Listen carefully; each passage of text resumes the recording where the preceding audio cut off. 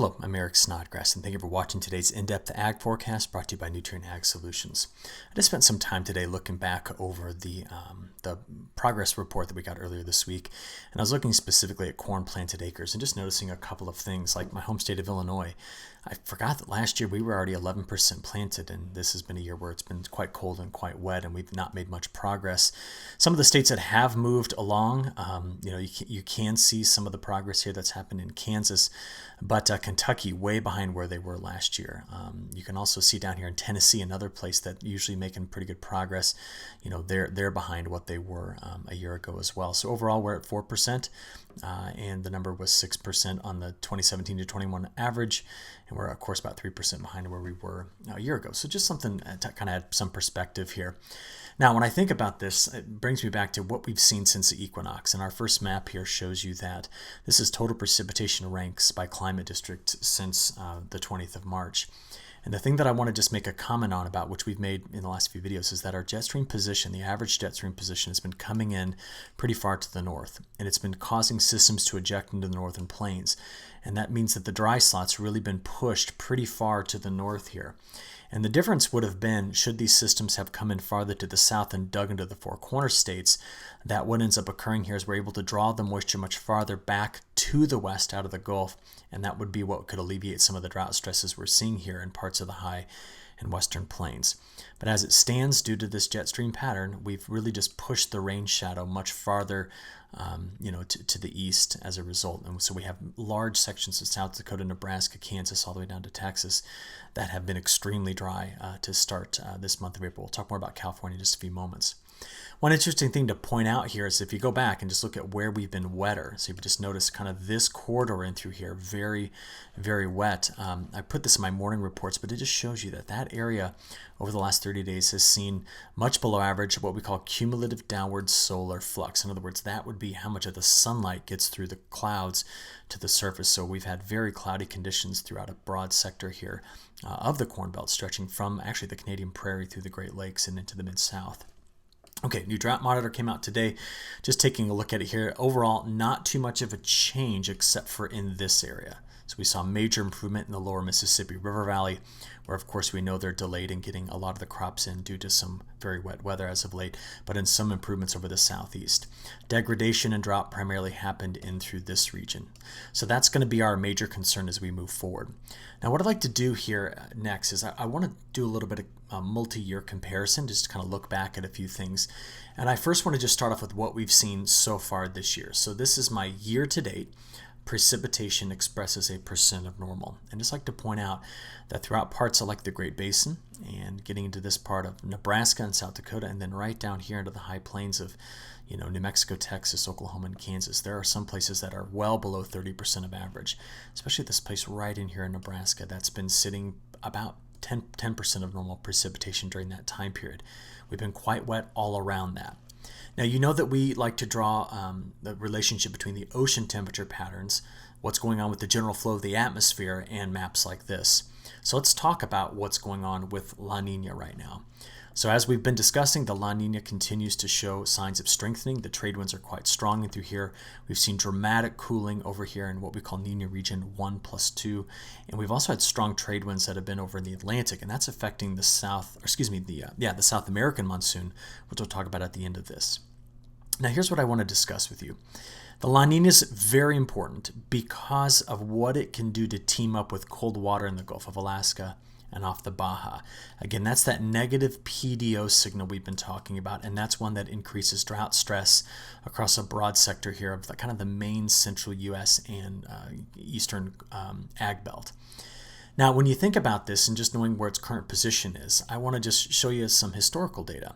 So if this poses risk, as we've been discussing for drought in the Midwest, it'd be at least valuable to go back and look historically at some time periods when we had major drought. So I'll just take you all the way back to 1988, and let's go out there to mid-June to see what things look like. So you notice in 1988, look how cold the water was here. It was also quite cold in the Gulf of Alaska, cold in and around the Baja, and we had a La Niña signal.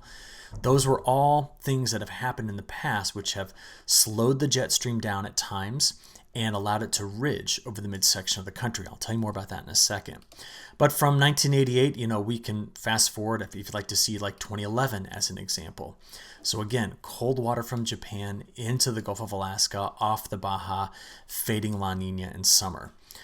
We can then go and look at the following year, which would have been 2012. And again, what you see is this whole region in here showing cold ocean temperatures. Now, how about a little bit of the science behind this? To get this, we've got to have a very active jet stream that's going to have to be relatively farther to the south here. So a lot of storm systems coming through here. And the effect of lowering taking the jet stream farther to the south into this area is such that it tends to then come into the west and then bounce up into a ridge here. And that ridge tends to produce high pressure in the mid part of the country. The flow comes around the high like this, and we tend to limit the moisture return from the Gulf. Hence, we have major drought stress. So when I keep talking about these ocean temperatures, it's because they're the symptom underneath the changes in the jet stream flow. And that's why we're watching very closely to see the extent of this colder water. So now you know why there's risk built into this. So what do we want to be watching together? We want to see if these waters stay cold. Same here. Or if this gets colder with time. That would be a very strong signal that we would need to be very concerned about the risk of drought in the midsection of the United States. Now, I can show you the flip side of this.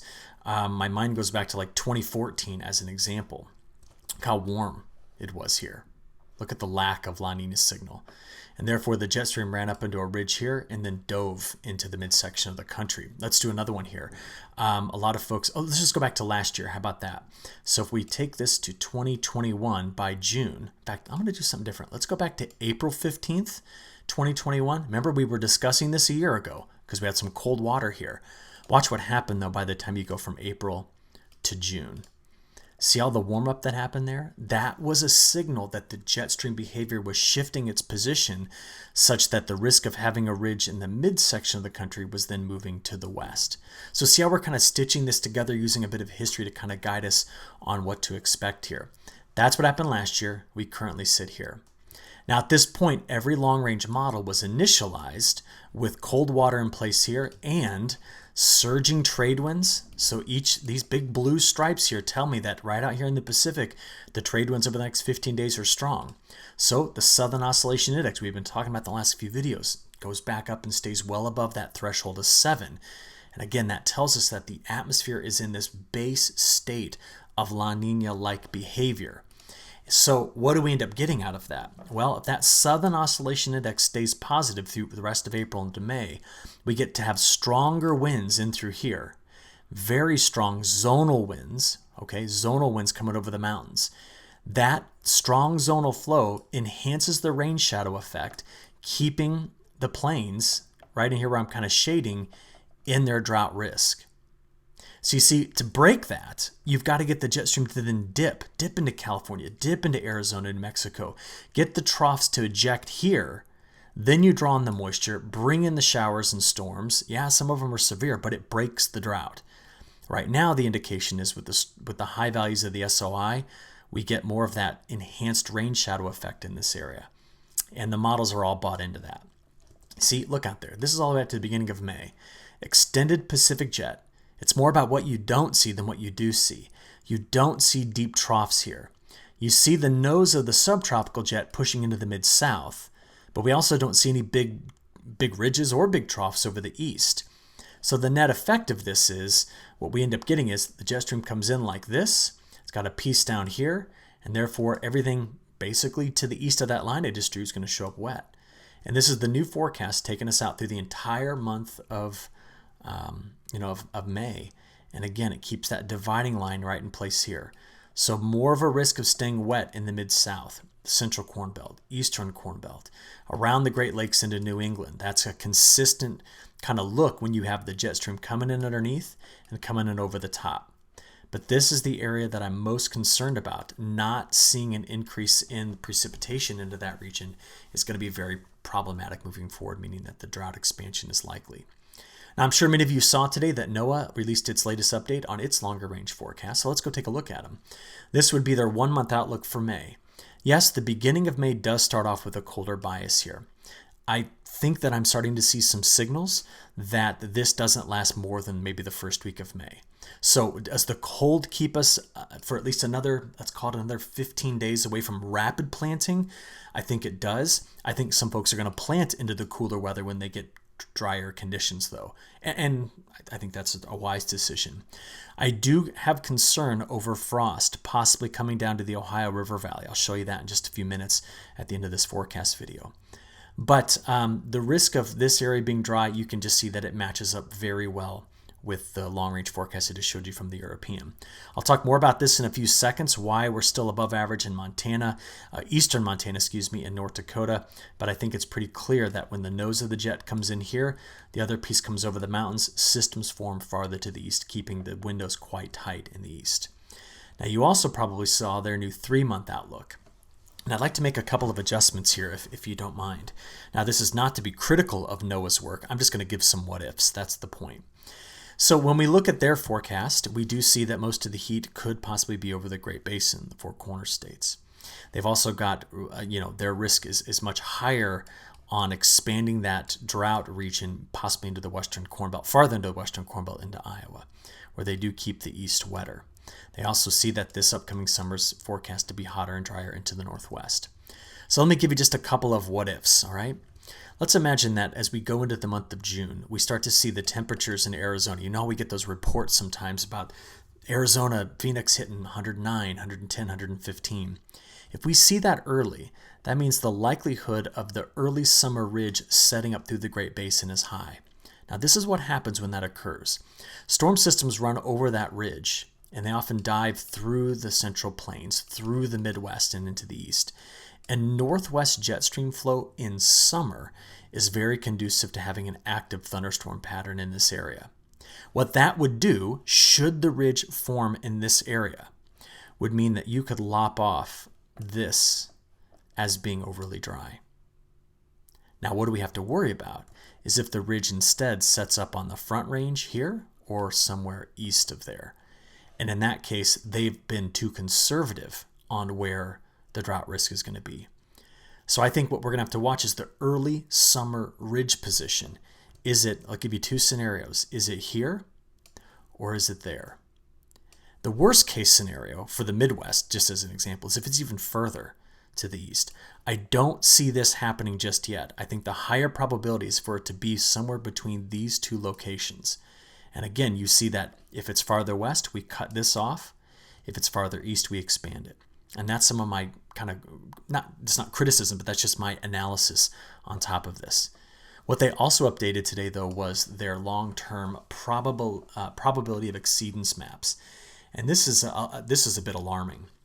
So what you're looking at here is NOAA's statistical model combined with all of their dynamical models to look at June, July, August. And what they've done is they've shown a few things here. They've shown the heat is going to stay here. That'll be the hottest compared to average. That will then pull in a normal seasonal monsoonal flow into here. But that will likely place higher pressure into place there, and the flow comes around it. They're still going after wetter conditions on the East Coast and the Gulf Coast in an active hurricane season. But I'll just make the point that should the ridge set up on this side of the mountains, should the waters go colder off the West Coast and near Japan, should La Niña still be going, if those things all happen, this will verify. And if that happens, that places a substantial part of the U.S. ag belt right here in the midsection of the country at risk. So I just wanted to kind of expose you to these new forecasts and add a little bit of maybe a couple of caveats to them, but this is what we're going to be on the lookout for. I would like to just show you very quickly, this is what the temperature for summer looks like. So I'm going to watch most carefully for that ridge placement to be here or here. That's the difference that I think we all need to be paying attention to together. Okay, right now we've got a system digging into the west. And I want to make that same point. See how it's coming in here all the way down to Southern California. But its trajectory is that it's going to eject into the northern plains. It's not digging in here and ejecting into the southern plains. That's the setup, this second one that could have delivered a lot of moisture to the drought area. Instead, the moisture is going to be north again, and we got another blizzard to be contending with. You see the next system that's lined up behind it? Right now, the models are taking this and kind of stalling it out a bit off the west coast. I'll show you that more in a few seconds. But we're going to be basically with this next system looking at another multi-hazard weather event. So this is the all hazards weather map this afternoon as I was doing the recording. National Weather Service has now expanded their blizzard watch area. Excuse me, this is a blizzard warning through parts of Montana, Wyoming, North and South Dakota. And then all of this down here is both red flag warning, high wind watch, high wind warning, and wind advisories. We have flood going on right now on the river systems dumping into the Mississippi.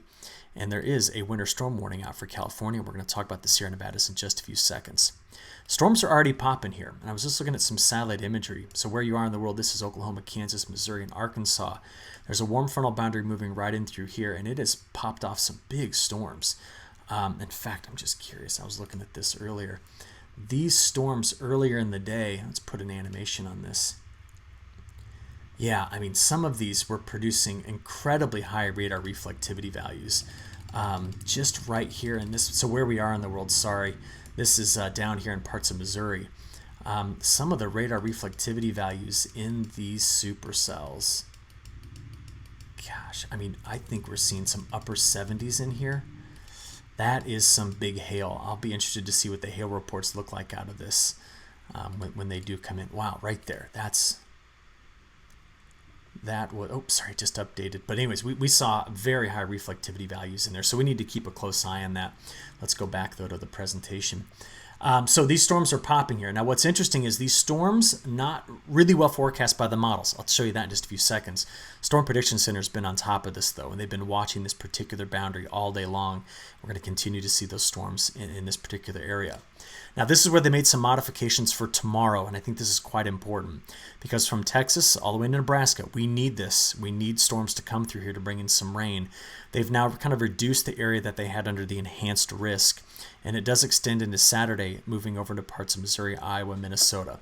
So let's go have a look at it here. Oh, first, sorry, great new product I've been kind of just vetting here. HDWI, Hot, Dry, Windy Index. They're using the GFS model to produce this. And what's interesting is it's going to show the extent tomorrow of where we do have the risk of wildfire. So that's why all those red flag warnings are out in place here. So didn't want to miss out on that. Now, if I could show you what the 12Z NAM was forecasting, this is again from Thursday, all right? We do see that the model did not, this afternoon, look at this, did not initialize those big storms well. But they do have into the overnight and early tomorrow rain and storms moving into Iowa, all right?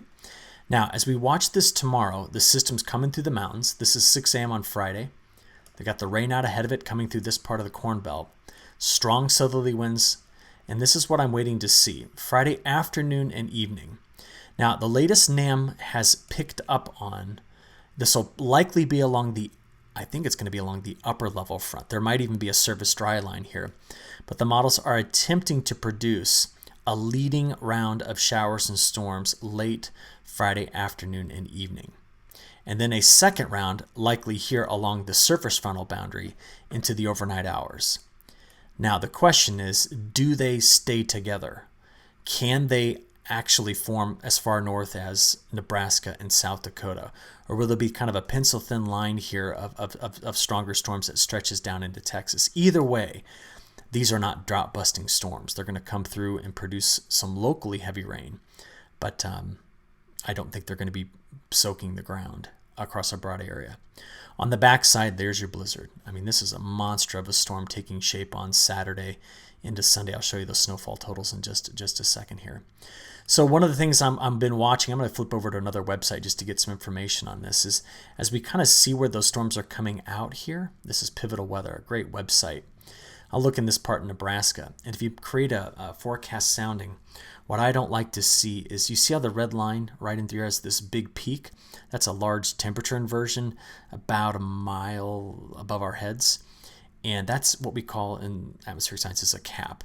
And in order to break through that, you got to have really strong forcing to get through that. Now, should it break the cap, or if the cap is weaker, we will see more of those storms through parts of Nebraska. But that's part that's going to be difficult to break earlier in the day. So do you see how the storms are kind of splitting up in this area? I know that's kind of overnight, but that's the main piece we're going to be watching. Now, the thing about this is that after those storms come through, I'm worried about the winds on the backside. So should there be moisture from these storms, if we follow it up with 40 to 50 mile an hour winds, it'll evaporate a lot of that, which continues to make this drought issue in South Dakota, Nebraska, Kansas even worse. So we will see in through here wind speeds that will be in the 30 to 60 mile an hour range, and where the blizzard will be, we might even get some winds, 50 to 70 miles an hour. Could be really rough there. So let's do our multi-model analysis to kind of watch it all kind of take shape.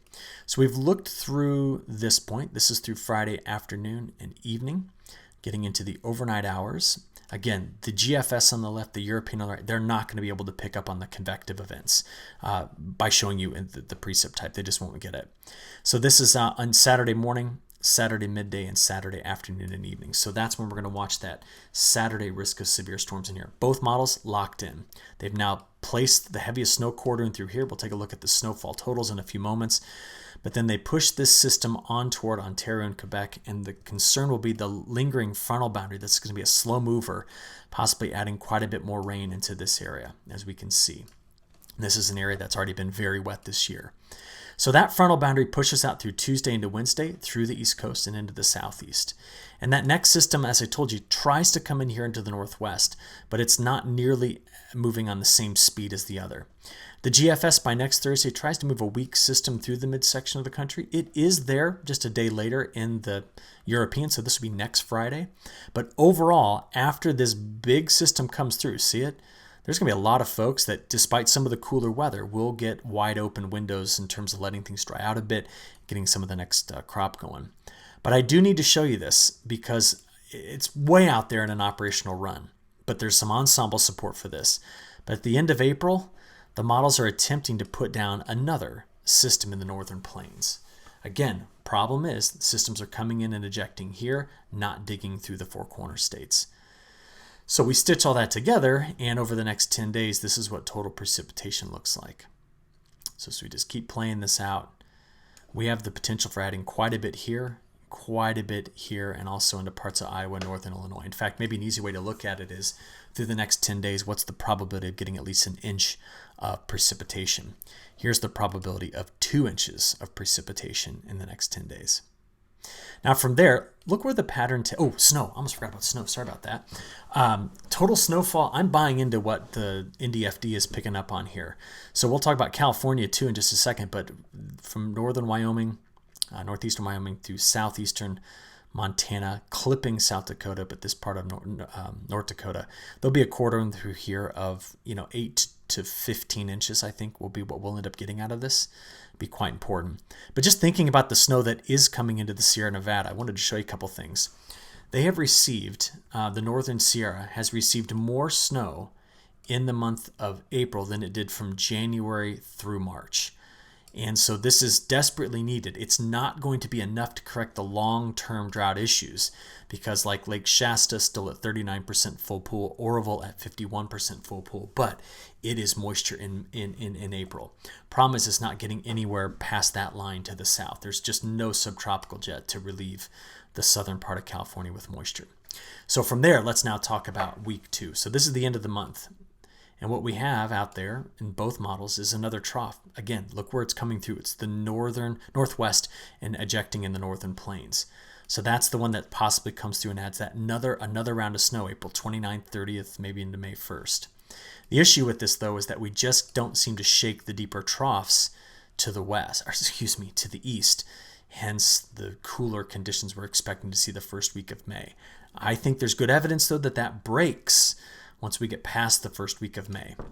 First, on the precip side, with that next system coming through, it's wettest here, but also it'll likely produce a storm system that hits, this part of the Corn Belt getting into the Mid-South.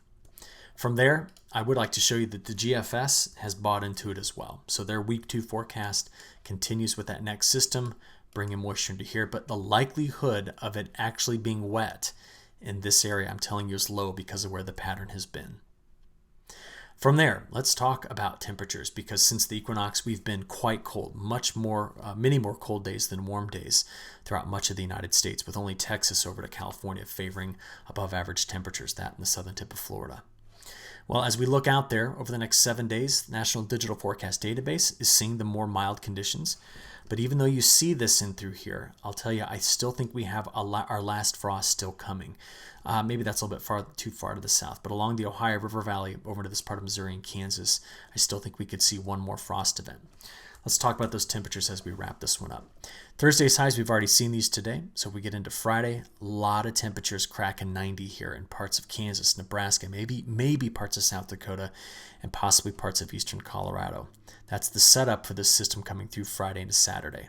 So now we go back into the 80s in this part of the Corn Belt while the cooler weather comes into the west and northwest.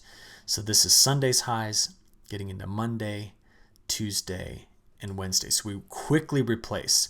Now remember, we go over a bit drier after this, so this is going to allow some progress for planting here. Do the soil temperatures come up as high as we want? No, but the warmth in the west, I think there's going to be just a lot of folks going after pretty rapid planting. What I'm concerned about is what happens beyond this, because remember that second trough that comes in? You can now see that day 5 through 10, we start to favor some cooler weather here.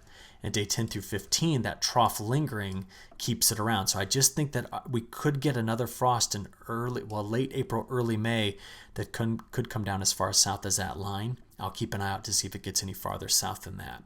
I do believe that after we get past that first full week of May, we make a break over toward the right kind of mild conditions such that only precipitation would hold us back from getting a lot of field work and planting done.